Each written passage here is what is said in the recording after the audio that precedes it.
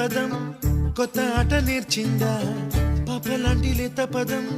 పాఠశాలగా కూనలమ్మ జానపదం పల్లె దాటి వచ్చిందా చవళిల జానతనం పాట చూపగా